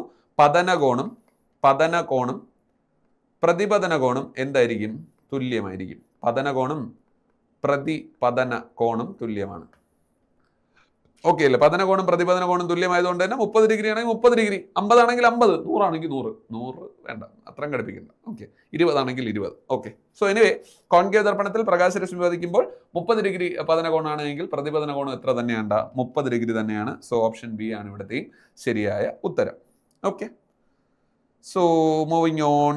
ഹൈഡ്രോളിക് ബ്രേക്ക് ഞാൻ ചോദിക്കേണ്ട ആവശ്യമുണ്ടോ? നിങ്ങൾ തന്നെ പറ. ഓൾറെഡി നമ്മൾ സംസാരിച്ചതല്ലേ, സിമിലർ ആയിട്ടുള്ള ചോദ്യമാണെന്നേ. ഹൈഡ്രോളിക് എന്നൊരു വാക്ക് വന്നാൽ ആരെയും നോക്കരുത്, പാസ്കൽ നിയമമാണ് എന്നുള്ള കാര്യം നമ്മൾ ഓൾറെഡി പറഞ്ഞതാണ്. ഇനി ഈ ഹൂക്ക് നിയമത്തിന്റെ അകത്ത് അവന്റെ അടിസ്ഥാനത്തിൽ പ്രവർത്തിക്കുന്ന ഒരു ഉപകരണമായിരുന്നു എന്താ? Spring balance. സ്പ്രിംഗ് ബാലൻസ് ഉപയോഗിച്ച് നമ്മൾ അളക്കുന്നത് ഭാരം. ഭാരത്തിന്റെ SI യൂണിറ്റ് ന്യൂട്ടൺ. ന്യൂട്ടൺ അല്ലെങ്കിൽ കിലോഗ്രാം വെയിറ്റ് എന്നുള്ള കാര്യം ഓർമ്മിക്കുക. ഭാരം ഒരു സദിശ അളവാണ് എന്നുള്ള കാര്യം കൂടെ ഓർമ്മിക്കുക. കഴിഞ്ഞു. ഓക്കെ, ഒന്നുകൂടെ. ഹൈഡ്രോളിക് ബ്രേക്കിൽ ഉപയോഗിക്കുന്ന അടിസ്ഥാന നിയമം എന്ന് പറയുന്നത് ഏതായിരുന്നു? ഹുക്ക് നിയമമാണ് എന്നുള്ള കാര്യം ഓർമ്മ. അപ്പോൾ പാസ്കൽ നിയമം. ഓക്കെ, എനിവേ മറക്കരുത്, പാസ്കൽ നിയമമാണ് എന്നുള്ള കാര്യം മനസ്സിലാക്കുക. ഹുക്ക് നിയമത്തിന്റെ അടിസ്ഥാനത്തിൽ പ്രവർത്തിക്കുന്ന ഉപകരണമാണ് stress directly proportional to strain എന്ന് പറയുന്ന ഹുക്ക് നിയമത്തിന്റെ അടിസ്ഥാനത്തിലാണ് എന്ത് ചെയ്യുന്നത്? സ്പ്രിംഗ് ബാലൻസ് എന്ന് പറയുന്ന ഉപകരണം പ്രവർത്തിക്കുന്നത് എന്നുള്ള കാര്യം മനസ്സിലാക്കുക. ജഡത്വ നിയമം പ്രസ്താവിച്ച ശാസ്ത്രജ്ഞൻ ആര് എന്നുള്ളതാണ് അടുത്ത ചോദ്യം. ജഡത്വ നിയമം പ്രസ്താവിച്ചത് ജഡത്വവുമായി ബന്ധപ്പെട്ട അല്ലെങ്കിൽ ജഡത്വത്തെക്കുറിച്ച് വിശദീകരിക്കുന്ന ചലന നിയമം എന്ന് പറയുന്നത് ഒന്നാം ചലന നിയമമാണ്. അത് ആരുടേതാണ് എന്നുള്ള കാര്യം നിങ്ങൾക്കറിയാം. അത് ഐസക് ന്യൂട്ടന്റേതാണ്. പക്ഷേ ഇനർഷ്യൽ ലോസ് ഫ്രെയിം ചെയ്തത് ആരാണെന്ന് ചോദിച്ചു കഴിഞ്ഞാൽ അത് ഗലീലിയോ ആണ്. ജഡത്വ നിയമം ആവിഷ്കരിച്ചത് ആരായിരുന്നാ? ഗലീലിയോ ആണ്. ജഡത്വ നിയമം ആവിഷ്കരിച്ചത് ഗലീലിയോ. ഓക്കെ അല്ലേ? എന്നാൽ ജഡത്വത്തെയും ബലത്തിന്റെ ഒരു നിർവചനമൊക്കെ തരുന്നത് ഏതായിരുന്നു? ബലവുമായിട്ടൊക്കെ ബന്ധപ്പെട്ട നിർവചനം നൽകുന്നത് ഒന്നാം ചലന നിയമമാണ്. ഒന്നാം ചലന നിയമവും രണ്ടാം ചലന നിയമവും ഈവൻ മൂന്നാം ചലന നിയമവും ഒക്കെ ആരുടേതാണ്? ഐസക് ന്യൂട്ടന്റേതുമാണ്. Off to the next question. ഭൂഗുരുത്വ സ്ഥിരാങ്കത്തിന്റെ യൂണിറ്റ് എന്ത്? ഇത്രയും വലിയ വാക്കിനെ ഇംഗ്ലീഷിൽ നമ്മൾ പറയും ഗ്രാവിറ്റേഷണൽ കോൺസ്റ്റന്റ്. എന്തായിരുന്നു? ഗ്രാവിറ്റേഷണൽ കോൺസ്റ്റന്റ് എന്നുള്ളതായിരുന്നു ഭൂഗുരുത്വ സ്ഥിരാങ്കം എന്നുള്ള സാധനം. ഇവിടെ ഒരു സമവാക്യം കൂടെ ഞാൻ ചേർത്ത് ഓർമ്മിപ്പിക്കുന്നു. F is equal to G into M1 M2 divided by D². ഇതായിരുന്നു ആ സമവാക്യം. രണ്ട് സാർവിക ഗുരുത്വാകർഷണ നിയമം എന്ന് പറയുന്ന ഒരു നിയമത്തിന്റെ ഫലമായി പ്രപഞ്ചത്തിലെ ഏത് രണ്ട് വസ്തുക്കൾക്കിടയിലും ഒരു ആകർഷണ ബലം ഉണ്ടെന്നും ആ ആകർഷണ ബലം മാസിന്റെ ഗുണനഫലത്തിന് നേർ അനുപാതത്തിലാണെന്നും അവർക്കിടയിലുള്ള അകലത്തിന്റെ വർഗത്തിന് വിപരീത അനുപാതത്തിലാണെന്നൊക്കെ പറയുന്നു. ഇത്രയൊക്കെ ഡെക്കറേഷൻ ഒന്നും ഇല്ലാതെ നമ്മൾ പറയാം, മാസ് കൂടി കഴിഞ്ഞാൽ ആകർഷണ ബലം കൂടും, ഫോഴ്സ് ഓഫ് അട്രാക്ഷൻ ഇൻക്രീസസ്. അകലം കൂടി കഴിഞ്ഞാൽ ആകർഷണ ബലം കുറയും. ഈ ഒരു വസ്തുതയാണ് അവിടെ പറയുന്നത്. എന്ത് തന്നെയായാലും ഇവിടെ നിന്ന് നമുക്ക് കിട്ടുന്ന മൂല്യമാണ് ഈ G എന്ന് പറയുന്ന സാധനം. ഓക്കെ അല്ലേ? G എന്ന് പറയുന്നത് ഇവിടുന്ന് നമ്മൾ എടുത്തുകൊണ്ട് പോകുന്നതാണ്. ഈ Gയെ വിളിക്കുന്ന പേരായിരുന്നു ഗ്രാവിറ്റേഷണൽ കോൺസ്റ്റന്റ്. ഓക്കെ അല്ലേ? Gravitational constant. അതിന്റെ വാല്യൂ ഇത്രയുമാണ് 6.67 × 10⁻⁻11. 6.67 × 10⁻⁻11 newton metre square per kilogram square. ഉണ്ടോ ഓപ്ഷനിൽ അങ്ങനെ ഒരെണ്ണം? Newton metre square per kilogram square. Yes and option C is the answer. Okay, അവിടെ ഓർമ്മിക്കണം, മാസ് കൂടിയാൽ ആകർഷണ ബലം കൂടും, അകലം കൂടിയാൽ ആകർഷണ ബലം വർഗമായി കുറയും. ഓക്കെ, അകലം ഇരട്ടിയായാൽ ആകർഷണ ബലം 4 മടങ്ങായി കുറയും, അകലം 3 മടങ്ങായാൽ ആകർഷണ ബലം 9 മടങ്ങായി കുറയും. ഓക്കെ അല്ല? ആ ഒരു വസ്തുതയും കൂടെ ഓർമ്മിക്കണം. മാസ് ഓക്കെ, എനിവേ അത്രയും മതി. ഭൂഗുരുത്വ സ്ഥിരാങ്കത്തിന്റെ അല്ലെങ്കിൽ ഗ്രാവിറ്റേഷണൽ കോൺസ്റ്റന്റിന്റെ SI യൂണിറ്റ് എന്ന് പറയുന്നത് എന്താണ് എന്ന് നിങ്ങൾ മനസ്സിലാക്കുന്നു. ഭൂഗുരുത്വ സ്ഥിരാങ്കത്തിന്റെ SI യൂണിറ്റ് എന്നുള്ളത് okay newton metre square per kilogram ആണ് എന്നുള്ള കാര്യം കൃത്യമായി നിങ്ങളൊന്ന് ഓർമ്മിക്കും. ഓക്കെ അല്ലേ? So moving on. അവിടെ നിന്ന് നമ്മൾ പോകുന്നത് അടുത്ത പരിപാടി. ഒരു ദർപ്പണത്തിന്റെ ഫോക്കസ് ദൂരം 10 സെന്റിമീറ്റർ ആയാൽ വക്രത ആരം എത്ര എന്നുള്ളതാണ് അടുത്ത ചോദ്യം. ഒരു ദർപ്പണത്തിന്റെ ഫോക്കസ് ദൂരം 10 സെന്റിമീറ്റർ, വക്രത ആരം എത്രയാണ് എന്നുള്ളതാണ്. എടാ, നമ്മുടെ സിലബസിനകത്ത് പോലും പ്രോമിനന്റ് ആയിട്ട് ഇങ്ങനെ വെണ്ടയ്ക്ക് അക്ഷരത്തിൽ എഴുതി വെച്ചിട്ടുള്ള ഒരു സംഗതിയാണ് R=2F ബന്ധപ്പെട്ട ഗണിത പ്രശ്നങ്ങൾ. ഓക്കെ, R=2F ബന്ധപ്പെട്ട ഗണിത പ്രശ്നങ്ങൾ എന്നിങ്ങനെ എഴുതി വെച്ചിട്ടുള്ളതാണ്. അവിടെ നിങ്ങൾ ഓർമ്മിക്കണം, ഈ ആറിനെ നമ്മൾ വിളിക്കുന്ന പേരാണ് വക്രത ആരം. ഓക്കെ, ആറാണെന്ത്? വക്രത ആരം. F എന്നുള്ളത് ഫോക്കസ് ദൂരം. ഓക്കെ, വക്രത ആരവും ഫോക്കസ് ദൂരവും. ഈ രണ്ട് സാധനങ്ങളും തമ്മിലുള്ള ബന്ധമാണ് മുകളിൽ കിടക്കുന്നത്. അതായത് എപ്പോഴും ഫോക്കസ് ദൂരത്തിന്റെ ഇരട്ടിയായിരിക്കും വക്രതാരം, അല്ലെങ്കിൽ വക്രതാരത്തിന്റെ പകുതിയായിരിക്കും ഫോക്കസ് ദൂരം. ഇൻ ദ സെൻസ്, ഈ മാതിരി ഒരു ചോദ്യം വന്നു കഴിഞ്ഞാൽ നമുക്കറിയാം പകുതിയോ ഇരട്ടിയോ ആണ് ഉത്തരം. എന്നുള്ള കാര്യം നമുക്കറിയാം. തന്നിരിക്കുന്നത് ആരാണെന്ന് നോക്കുക. തന്നിരിക്കുന്ന ആറാണോ തന്നിരിക്കുന്ന F ആണോ നോക്കുക. എടാ, നമുക്കറിയാവുന്നുള്ളത് പോലെ ആൽഫബറ്റിക് ഓർഡറിൽ എത്രാമത്തെ അക്ഷരമാണ്? ആൽഫബറ്റിക് ഓർഡറിൽ 6ാമത്തെ അക്ഷരമാണ് F. 6 എന്നുള്ളത് 18ാമത്തെ അക്ഷരമാണ്, വലിയ അക്ഷരമാണ് 6. അപ്പോൾ 6 തന്നിരിക്കുന്നതെങ്കിൽ അതിനെ ചെറുതാക്കുക, പകുതിയായി കഴിഞ്ഞാൽ ഉത്തരമായി. ഇത് കണക്ഷന് വേണ്ടി പറഞ്ഞതാണ്. ഇനി നിങ്ങൾ 6ഉം 18 എവിടെ നിന്ന് വന്നൊന്നും ചോദിച്ചു കളയരുത്. 6 വലിയ അക്ഷരം, F ചെറിയ അക്ഷരം എന്ന് പറയാൻ വേണ്ടിയിട്ട് ഞാൻ ഉദ്ദേശിച്ചു എന്നുള്ളതേ ഉള്ളൂ. അപ്പോൾ ഇവിടെ തന്നിരിക്കുന്ന ആരായിരുന്നടാ? ഫോക്കസ് ദൂരം തന്നിട്ടുണ്ട്. F=10 സെന്റിമീറ്റർ എന്ന് തന്നിട്ടുണ്ട്. ഓക്കെ അല്ലേ? F=10 സെന്റിമീറ്റർ എങ്കിൽ തന്നിരിക്കുന്ന F വലുതാക്കണം. 20 സെന്റിമീറ്റർ ആണ് ഉത്തരം. ഓക്കെ അല്ലേ? 20 സെന്റിമീറ്റർ ആണ് ഇവിടുത്തെ ഉത്തരമായി വരേണ്ടത്. ഒന്നുകൂടെ ഒന്ന് ഓർമ്മിക്കണം. ഇവിടെ നിങ്ങൾ വേണമെങ്കിൽ ഒന്ന് കുഴയ്ക്കാൻ വേണ്ടിയിട്ട് ചോദിക്കാം. ഒരു ദർപ്പണത്തിന്റെ വക്രതാരം, ചോദ്യം ഇങ്ങനെയാണ്. ഒരു കോൺകേവ് ദർപ്പണത്തിന്റെ വക്രതാരം 30 സെന്റിമീറ്റർ. ഒരു കോൺകേവ് ദർപ്പണത്തിന്റെ വക്രതാരം, അതായത് തന്നിരിക്കുന്ന R=30 സെന്റിമീറ്റർ എന്ന്. ചോദ്യം ഫോക്കസ് ദൂരം എത്രയാണ്? നമുക്ക് ഉത്തരം കിട്ടി. വലുതാണ് തന്നിരിക്കുന്നത് അല്ലേ? 30 വലുതാണ് തന്നിരിക്കുന്നത്, പകുതിയാക്കും. 15 ആണ് ഉത്തരം. ഓപ്ഷൻ്റെ അകത്ത് മൈനസ് ഉണ്ടെങ്കിലോ? 15 സെന്റിമീറ്റർ ഉണ്ട്, -15 സെന്റിമീറ്റർ ഉണ്ട്. ഏതെടുക്കും നിങ്ങൾ? എടാ, കോൺകേവ് ആണെങ്കിൽ ഉറപ്പിച്ചേക്കണം കേവ് ആണോ നെഗറ്റീവ് ആണ്. എന്തായിരുന്നു? കേവ് ആണോ നെഗറ്റീവ് ആണ് എങ്കിൽ നമ്മൾ എഴുതുന്നു ഫോക്കസ് ദൂരം will be 15 centimetre for sure, and for concave it will be negative. Concave ആണെങ്കിൽ മൈനസ് ആണ്. അപ്പോൾ F=-15 എന്നുള്ളതാണ് ഉത്തരം. ഒന്നുകൂടെ പറയാം. ഒരു കോൺകേവ് ദർപ്പണത്തിന്റെ ഫോക്കസ് ദൂരം എന്ന് പറഞ്ഞിട്ടാണ് തന്നിരിക്കുന്നതെന്ന് കരുത്. ഒരു കോൺകേവ് ദർപ്പണത്തിന്റെ വക്രത ആരം എന്നുള്ളത് 60 സെന്റിമീറ്റർ എന്ന് തന്നിരിക്കുന്നു. ഫോക്കസ് ദൂരം എത്രയാണ് എന്നുള്ളതാണ് നമ്മുടെ അടുത്തുള്ള ചോദ്യം. കോൺകേവ് ആണ്. കേവ് കണ്ടല്ലോ, കേവ് ആണോ നെഗറ്റീവ് ആണ്? ഗുഹയാണോ നെഗറ്റീവ് ആണ്? കേവ് ആണെങ്കിൽ നെഗറ്റീവ്. നമുക്കറിയാം 6 തന്നിരിക്കുന്നു, വലുത് തന്നിരിക്കുന്നു, ചെറുതാക്കണം. 30 സെന്റിമീറ്റർ തന്നെയാണ് ഉത്തരം. എത്ര 30? പോസിറ്റീവ് ആണോ നെഗറ്റീവ് ആണോ? മൈനസ് ആണ്. -30. ക്ലിയർ? ഓക്കെ അല്ലേ? അപ്പോൾ കോൺകേവ് ആണെങ്കിൽ F focal length will be negative എന്നുള്ള വസ്തുതയും കൂടെ നിങ്ങൾ ചേർത്ത് തന്നെ ഓർമ്മിച്ചേക്കണം. ഓക്കെ അല്ലേ? അപ്പോൾ ഒരു ദർപ്പണത്തിന്റെ ഫോക്കസ് ദൂരം 10 സെന്റിമീറ്റർ ആയാൽ വക്രതാരം എത്ര? 5 സെന്റിമീറ്റർ. 20 സെന്റിമീറ്റർ. ഓക്കെ അല്ലേ? 20 സെന്റിമീറ്റർ ആണ് ഉത്തരം. ഓക്കെ, അടുത്ത ചോദ്യം ഇലക്ട്രോണിക്സുമായി ബന്ധപ്പെട്ടത്. AC-യെ DC ആക്കി മാറ്റുന്ന പ്രവർത്തനത്തിന് ഉപയോഗിക്കുന്ന ഉപകരണം ഏത് എന്നുള്ളതാണ് ചോദ്യം. കാണുമ്പോൾ തന്നെ നിങ്ങൾക്ക് ഇഷ്ടപ്പെടും. കപ്പാസിറ്റർ, ട്രാൻസിസ്റ്റർ, ഡയോഡ് ഇവയൊന്നുമല്ല. എന്ത് തോന്നുന്നു? ഒന്ന് കൃത്യമായി ഒന്ന് ഓർമ്മിച്ചേക്കണം. ഒരു AC ജനറേറ്ററിനെ DC ജനറേറ്ററാക്കാൻ നിങ്ങൾ ഇത്രമാത്രം സിമ്പിളായിട്ടുള്ള ഒരു കാര്യം ചെയ്താൽ മതി. AC ജനറേറ്ററിലുള്ള സ്ലിപ്പ് റിംഗ് എന്ന് പറയുന്ന ഒരു ഭാഗത്തിനെ, സ്ലിപ്പ് റിങ്ങിനെ റീപ്ലേസ് ചെയ്തിട്ട് പകരം എന്ത് വെച്ചു കൊടുക്കുക? സ്പ്ലിറ്റ് റിങ് വെച്ചു കൊടുക്കുക.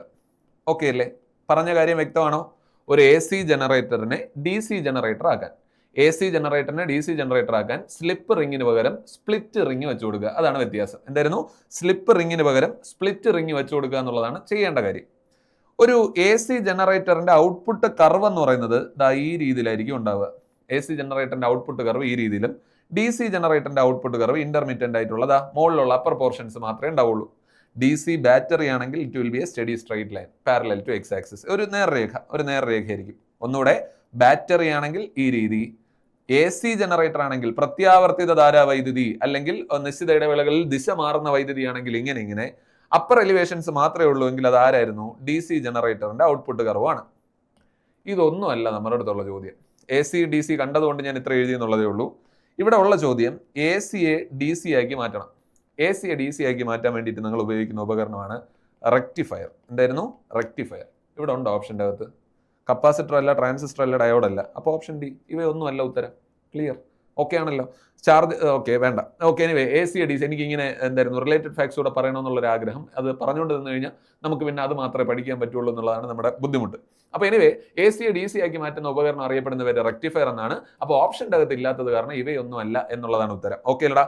Rectifier is a device used to convert AC current into അല്ലെങ്കിൽ AC ഇൻറ്റു DC. അടുത്തത് വജ്രത്തിലൂടെയുള്ള പ്രകാശത്തിന്റെ പ്രവേഗം എത്ര എന്നുള്ളതാണ് ചോദ്യം. വജ്രത്തിലൂടെയുള്ള പ്രകാശത്തിന്റെ പ്രവേഗം എത്ര? എടാ ഇവിടെ ഈ തന്നിരിക്കുന്ന മൂല്യങ്ങളെല്ലാം SCERT ടെക്സ്റ്റിനകത്തുള്ളതാണ്.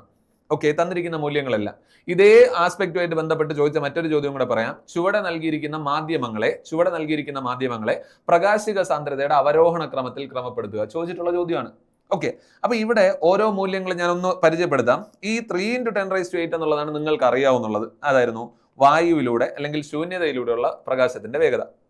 2 × 10⁸ എന്ന് പറയുന്നത് കുറച്ചുകൂടെ വൃത്തിയുള്ളത് അതല്ലേ, അത് ഗ്ലാസ് ആണ്. ഓക്കെ, ഗ്ലാസിന് വൃത്തിയുണ്ട് എന്ന് ഓർമ്മിച്ചാൽ മതി. ഗ്ലാസ്സിലൂടെയുള്ള പ്രകാശ വേഗതയാണ് എത്ര? 2 × 10⁸. ഇനി ഈ പറഞ്ഞ ജലത്തിലൂടെയുള്ള പ്രകാശ വേഗത, ഗ്ലാസിനും വായുവിനും ഇടയിലാണ് ജലം വരിക. അപ്പൊ അങ്ങനെയാണെങ്കിൽ ജലത്തിലൂടെയുള്ള പ്രകാശ വേഗതയാണ് 2.25 × 10⁸. ഇതൊന്നും അല്ലാത്ത അവസാനം കിടക്കുന്ന സാധനമാണ് വജ്രം. ഓക്കെ, ഇത് ഇത്രയൊക്കെ നിങ്ങൾ എങ്ങനെ പഠിക്കും എന്ന് ചിന്തിക്കുന്നിടത്തെ ഒറ്റ കാര്യം ഓർമ്മിക്കണം. പ്രകാശിക സാന്ദ്രത, പ്രകാശ വേഗത ഈ രണ്ട് സാധനം തമ്മിൽ ചെറിയൊരു ബന്ധമുണ്ട്. പ്രകാശിക സാന്ദ്രത കൂടിയാൽ പ്രകാശ വേഗത കുറയും. ഓക്കെ, റോഡിൽ ഗട്ടർ കൂടിക്കഴിഞ്ഞാൽ വാഹനങ്ങളുടെ വേഗത കുറയുന്നത് പോലെ ഒരു മാധ്യമത്തിന്റെ പ്രകാശിക സാന്ദ്രത കൂടുന്നതിനനുസരിച്ച് മാധ്യമത്തിലൂടെയുള്ള പ്രകാശ വേഗത കുറയും. വജ്രത്തിന്റെ പ്രധാനപ്പെട്ട പ്രത്യേകത, അവിടെ തന്നെ അനുബന്ധമായി മറ്റൊരു ചോദ്യം കൂടെ പറഞ്ഞുതരാം. വജ്രത്തിന്റെ തിളക്കത്തിന് കാരണമായ പ്രകാശ പ്രതിഭാസവേഗത പൂർണ്ണാന്തര പ്രതിപതനം അല്ലെ, ടോട്ടൽ ഇന്റർണൽ റിഫ്ലക്ഷൻ. അപ്പൊ വജ്രത്തിനകത്തേക്ക് പ്രകാശം പ്രവേശിക്കുന്നു, പലതവണ അകത്ത് കിടന്ന് അങ്ങോട്ടും ഇങ്ങോട്ടും റിഫ്ലക്ട് ചെയ്തിട്ടേ പുറത്തിറങ്ങാൻ പറ്റുള്ളൂ. വജ്രത്തിലൂടെയാണ് ഏറ്റവും പതിയെ പ്രകാശം സഞ്ചരിക്കുന്നത്. ഓർ പ്രകാശിക സാന്ദ്രത ഏറ്റവും കൂടിയ മാധ്യമമാണ് ആര്? വജ്രം. ഓക്കെ അല്ലേ? അപ്പൊ ഈ നൽകിയിരിക്കുന്നതിൽ ഏറ്റവും കുറഞ്ഞ മൂല്യം ഇതാണ്. അപ്പൊ അതിൽ അത്രയും വേഗതയുള്ളൂ വജ്രത്തിലൂടെ പ്രകാശത്തിന് എന്നുള്ളത് വസ്തുതയെ മനസ്സിലാക്കുക. ഒപ്പം പ്രകാശിക സാന്ദ്രത ഏറ്റവും കൂടിയ മാധ്യമമാണ് വജ്രം എന്ന് മനസ്സിലാക്കുക. അപ്പൊ കുറഞ്ഞതിന്റെ ഉത്തരം കിട്ടിക്കാണുമല്ലോ. ആരാ? വായു. പ്രകാശിക സാന്ദ്രത ഏറ്റവും കുറഞ്ഞ മാധ്യമമാണെങ്കിൽ വായുവാണ്. അപ്പൊ ഇവിടുത്തെ ഉത്തരം ഏതായിരുന്നടാ? വജ്രമാണ്. ഓക്കെ അല്ലേ? ക്ലിയർ ആണ്. So moving on. അവിടെ നിന്ന് നഗ്ന നേത്രങ്ങൾ കൊണ്ട് കാണാൻ സാധിക്കാത്ത ഗ്രഹം, നേരെ സോളാർ സിസ്റ്റത്തിലേക്കാണ് പോയിരിക്കുന്നത്. നഗ്ന നേത്രങ്ങൾ കൊണ്ട് കാണാൻ സാധിക്കാത്ത ഗ്രഹം ഏത് എന്നുള്ളതാണ് ചോദ്യം. കാണാൻ സാധിക്കുന്നത് ആദ്യം ഞാൻ എഴുതാടാ.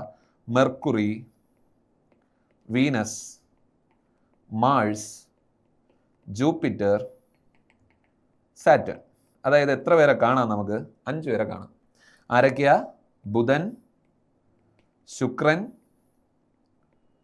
ചൊവ്വ, വ്യാഴം. എല്ലാ ആഴ്ചയും കാണാം കേട്ടോ. വ്യാഴം, ശനി.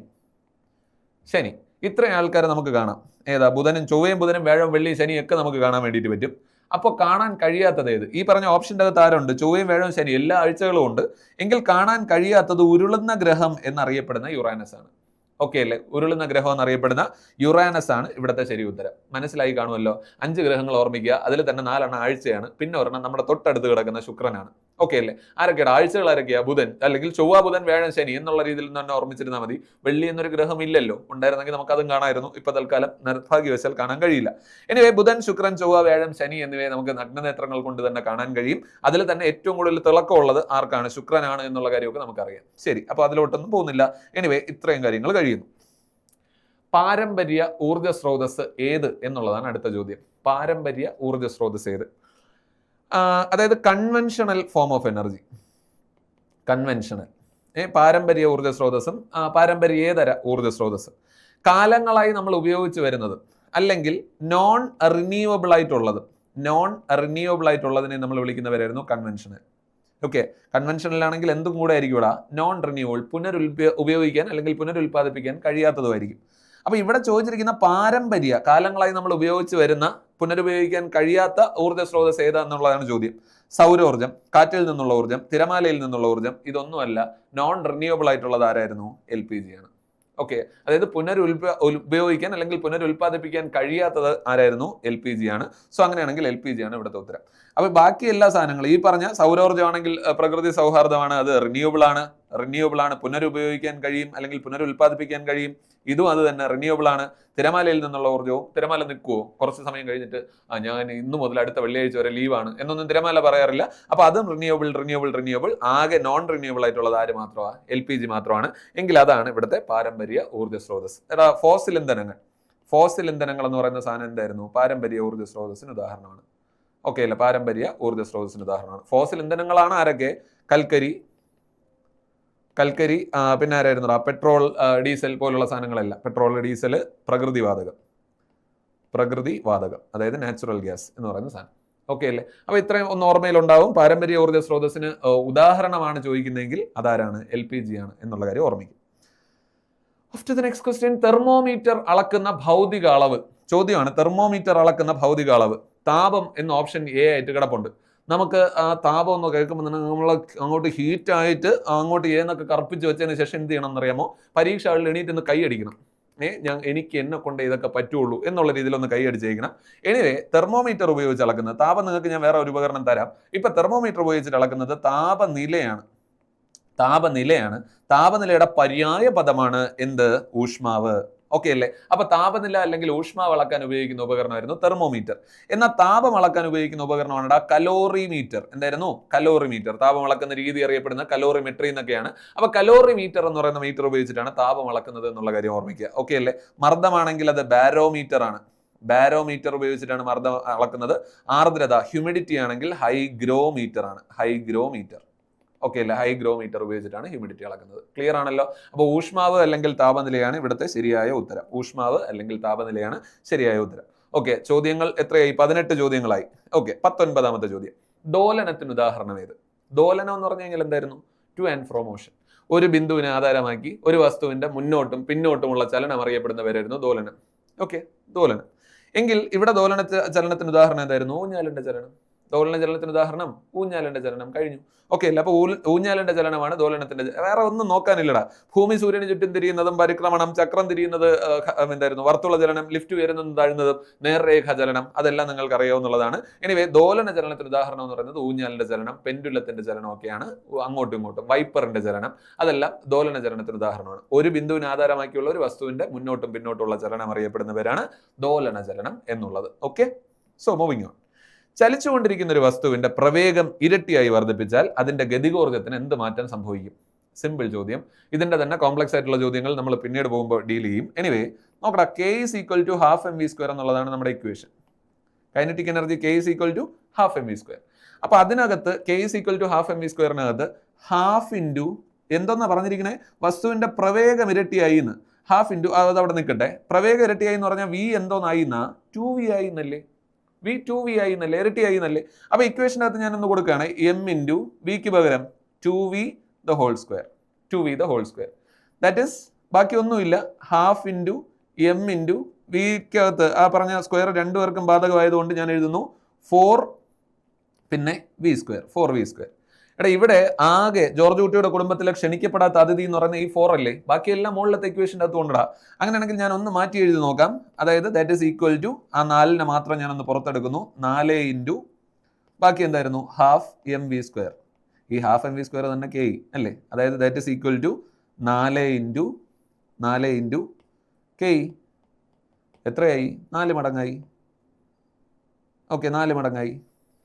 ക്ലിയർ ആണോ? ഒറ്റ പോയിന്റ്. ഇത്രയും കഥയൊന്നും പറയാതെ ഞാൻ നേരിട്ട് അങ്ങ് പറയുകയാണെ. മാസ് ഇരട്ടിയായി, ഗതികോർജ്ജം ഇരട്ടിയാവും. മാസ് 5 മടങ്ങായി, ഗതികോർജ്ജം 5 മടങ്ങാവും. മാസ് 10 മടങ്ങായി, ഗതികോർജ്ജം 10 മടങ്ങാവും. മാസിന് എന്ത് വ്യത്യാസം വരുന്നോ അത് ഗതികോർജ്ജത്തിന് അതുപോലെ തന്നെ സംഭവിക്കും. മാസ് പകുതിയായി, ഗതികോർജ്ജം പകുതിയായി. ആ ഒരു ഫാക്ട് മനസ്സിലാക്കി സെറ്റ് ചെയ്ത് അങ്ങ് മാറ്റുക. മാസിന് വരുന്ന മാറ്റങ്ങൾ അതേപടി ഗതികോർജ്ജത്തിന് സംഭവിക്കും. മാസ് ഇരട്ടിയായി, ഗതികോർജ്ജം ഇരട്ടിയായി. മാസ് 150 മടങ്ങായി, ഗതികോർജ്ജം 150 മടങ്ങായി. പ്രവേഗത്തിന് വരുന്ന വ്യത്യാസങ്ങൾ, പ്രവേഗം 5 മടങ്ങായി. പ്രവേഗത്തിന്റെ സ്ക്വയർ ടൈംസ് ആയിട്ട് കൈനറ്റിക് എനർജി കൂടും. 5 മടങ്ങായി കഴിഞ്ഞാൽ 25 സ്ക്വയർ, അപ്പോൾ 25 മടങ്ങായി കൂടും. പ്രവേഗം ഇരട്ടിയായി, 4 മടങ്ങ്, സ്ക്വയർ 4 മടങ്ങായി കൂടും. പ്രവേഗം 3 മടങ്ങായി, 3ന്റെ സ്ക്വയർ എത്രയാ? 9 മടങ്ങായി ഗതികോർജ്ജം കൂടും. പ്രവേഗം 10 മടങ്ങായി, 10ന്റെ സ്ക്വയർ 100 ആണ്, 100 മടങ്ങായി ഗതികോർജ്ജം കൂടും. സെറ്റാണോ? മാസിന് വരുന്ന വ്യത്യാസങ്ങളെല്ലാം അതേപടി തന്നെ എവിടെയും വരും, ഗതികോർജ്ജത്തിന് സംഭവിക്കും. എന്നാൽ പ്രവേഗത്തിന് വരുന്ന വ്യത്യാസങ്ങളുടെ സ്ക്വയർ ടൈംസ് ആയിട്ടായിരിക്കും അവിടെ മാറുക എന്നുള്ള കാര്യം ഓർമ്മിക്കുക. Okay, so moving on. ഒരു വസ്തുവിൽ ഭൂമി പ്രയോഗിക്കുന്ന ആകർഷണ ബലമാണ് എന്ത്? എന്നെ ഇവിടെ പിടിച്ചു നിർത്താൻ വേണ്ടിയിട്ട് എന്നിലേക്ക് എത്രമാത്രം ബലം തരുന്നുണ്ടോ അതാണ് എന്റെ ഭാരം. ഓക്കെ, ഏതൊരു വസ്തുവിനെയും ഭൂമി എന്തായിരുന്നു ഇവിടെ തന്നെ നിലനിർത്താൻ വേണ്ടിയിട്ട് എത്രമാത്രം ബലം പ്രയോഗിക്കുന്നുണ്ടോ അതിനെയാണ് ആ വസ്തുവിന്റെ ഭാരം എന്ന് പറയുന്നത്. ഓക്കെ അല്ലേ? ഉത്തരം അപ്പൊ തന്നെ ഞാൻ പറഞ്ഞു കഴിഞ്ഞു തോന്നുന്നു അല്ലേ? ഭാരമാണ് ഉത്തരമായി വരേണ്ടത്. പിന്നെ ബാക്കി ടേംസിലേക്ക് പോകണില്ല, സാന്ദ്രത, പിണ്ഡം, അത് ഇതൊക്കെ പിന്നീടുള്ള ഒരു അവസരത്തിൽ സംസാരിക്കും. എനിവേ, ഒരു വസ്തുവിൽ ഭൂമി പ്രയോഗിക്കുന്ന എന്തായിരുന്നു ആകർഷണ ബലം അറിയപ്പെടുന്നവരായിരുന്നു ഭാരം.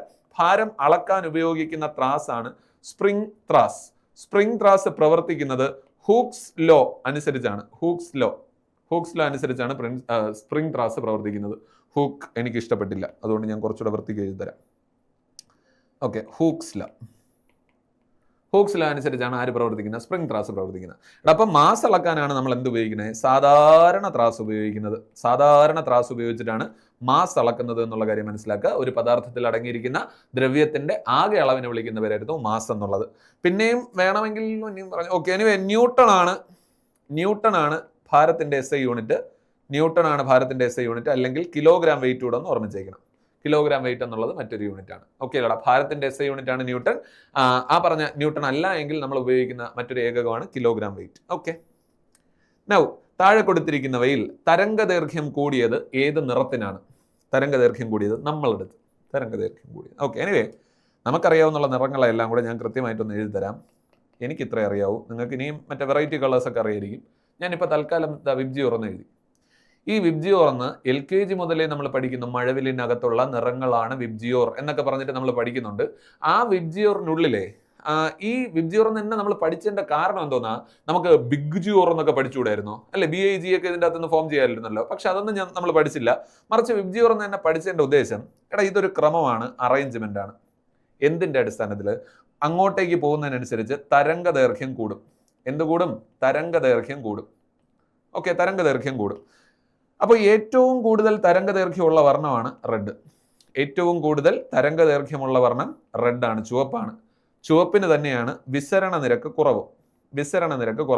അതുകൊണ്ടാണ് ചുവപ്പിനെ സിഗ്നൽ ലൈറ്റിൽ ഉപയോഗിക്കുന്നത്. ചുവപ്പ് ലൈറ്റിനെ സിഗ്നൽ ലൈറ്റുകളിൽ ഉപയോഗിക്കുന്നത്.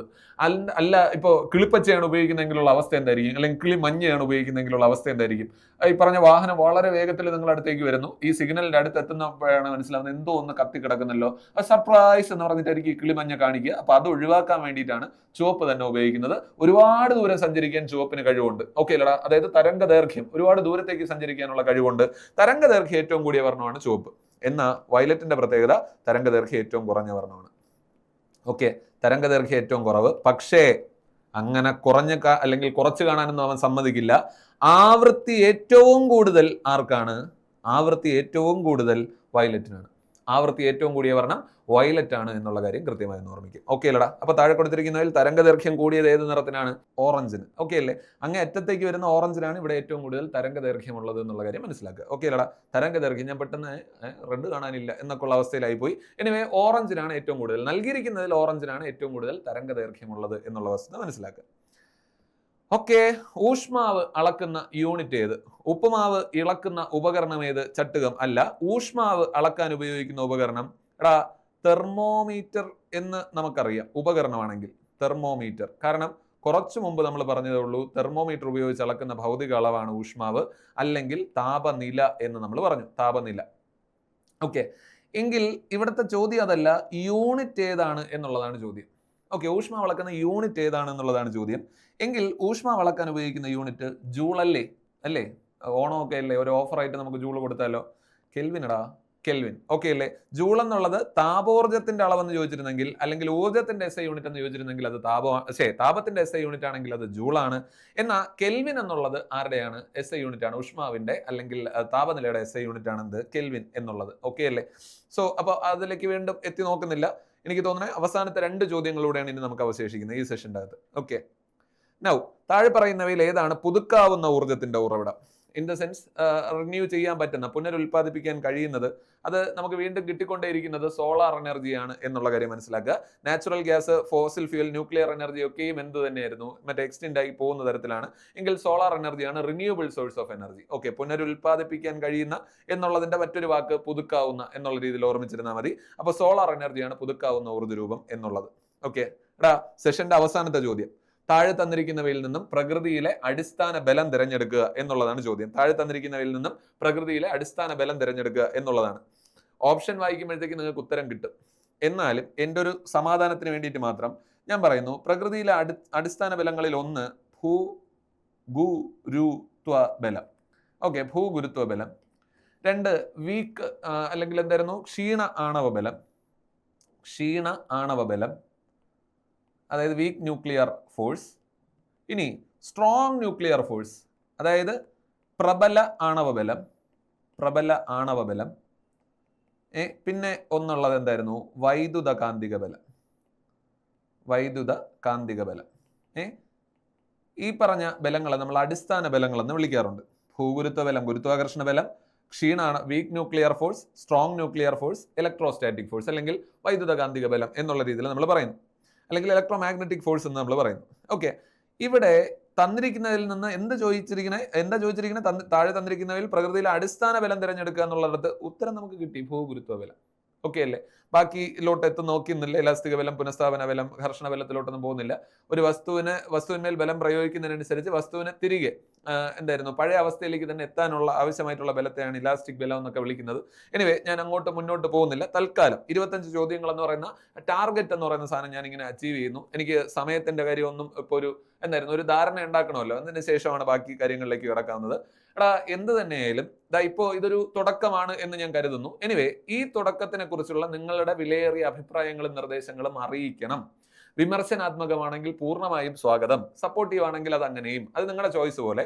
ഈ ഒരു പാറ്റേൺ അല്ലെങ്കിൽ ഈ പറഞ്ഞ 25 ക്വസ്റ്റ്യൻ വീതമുള്ള ഒരു സംവിധാനം വീണ്ടും തുടരണമെങ്കിൽ നിങ്ങൾ അറിയിച്ചു കഴിഞ്ഞാൽ മാത്രമേ എന്ത് ചെയ്യുള്ളൂ, ബാക്കിയുള്ള കാര്യങ്ങളിലേക്ക് നമ്മൾ കടക്കുകയുള്ളൂ. എനിവേ, തൽക്കാലത്തേക്ക് വിട. ഈ പറഞ്ഞ സെഷന്റെ ഞാൻ വീണ്ടും ആവർത്തിക്കുന്നു, വിലയേറിയ നിർദ്ദേശങ്ങളും അഭിപ്രായങ്ങളും അറിയിച്ചേ പറ്റൂ. അറിയിക്കുന്നതിനനുസരിച്ചായിരിക്കും ബാക്കി കാര്യങ്ങളിലേക്കുള്ള ഫ്രെയിംവർക്കും ബാക്കി കാര്യങ്ങളിലൊക്കെ നമ്മൾ രൂപീകരിക്കുക. എനിവേ, തൽക്കാലത്തേക്ക് വിട. Hope we will meet again. Until then, thank you and Tata.